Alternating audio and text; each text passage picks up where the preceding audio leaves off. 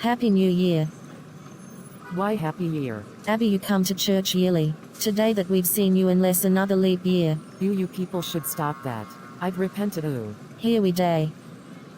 As a girl born into a Christian family, church was part of us, and as a little girl, I found the stories in the Bible fascinating. The power of God and all was taught in our Sunday schools. I remember we were told to behave well or else we will go to hell.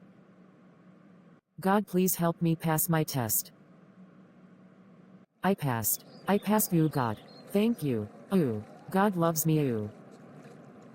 You, God, my uniform is dirty. Don't let my mom beat me. Did you swim in muddy water? Look at your uniform. The way I will discipline you. Oh God, why did you allow my mom beat me? As a young girl, sometimes I thought God loved me when I got away with a crime and otherwise when I am caught in my crimes. I believed there was a supernatural being cause I read my Bible and I was taught to.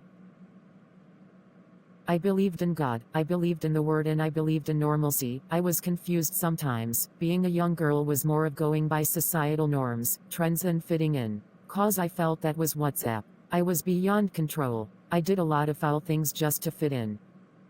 By the age of 17, every inclination of my mind was to look good, having fun and doing anything just to fit in. Sometimes I felt I went too far with my activities and God is going to kill me soon, probably release something from the sky to hit my head, cause I was doing too much. I could suffer same consequences like those who did wrong in the Bible, being swallowed by the ground and others. You know, the Bible is just a book. It was written by some people. I became so confused that sometimes I felt there was God, other times what if what Alex was saying is true? This is the third time I am dreaming of death. The first one, I was trying to step on the ground but the ground made way under my feet and I was buried deep. I was trapped. No amount of screaming got me the help I needed. I had the same dream repeatedly. That's how I knew I had to run to God. Everything depicted death. I could even feel dust in my mouth sometimes like someone buried. Man of God, help me. I want to know God more. Don't worry. I am willing to help you. Does God still love me? Yeah. Very much. All right. So our first step is to get rid of anything that pushes you away from God. I have gospel music, you can come for them. You need to pray too and start reading the Bible. How to pray. First, thank God for your life and loved ones. Ask for forgiveness of sin. Bring powers under subjection. Then you can proceed to petition God.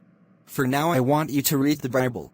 Start with Genesis and continue like that. If you don't understand anything, just let me know.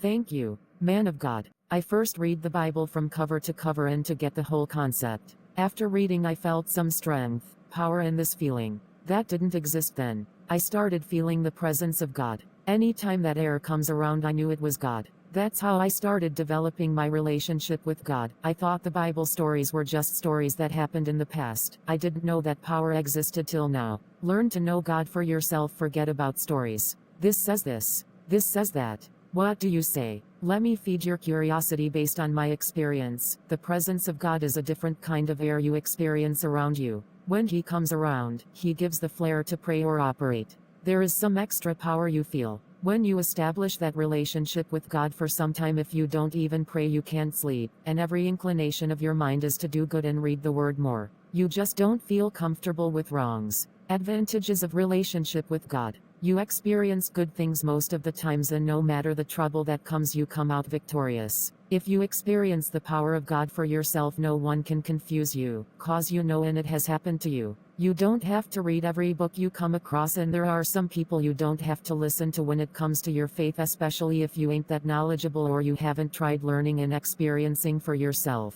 Everything written has its source of inspiration. Know that something or a particular lifestyle can look like a normal thing in society but not normal in the sight. Just because everyone does it, doesn't mean it is approved by God. Broad is the way that lead to destruction, narrow is the way that lead to salvation.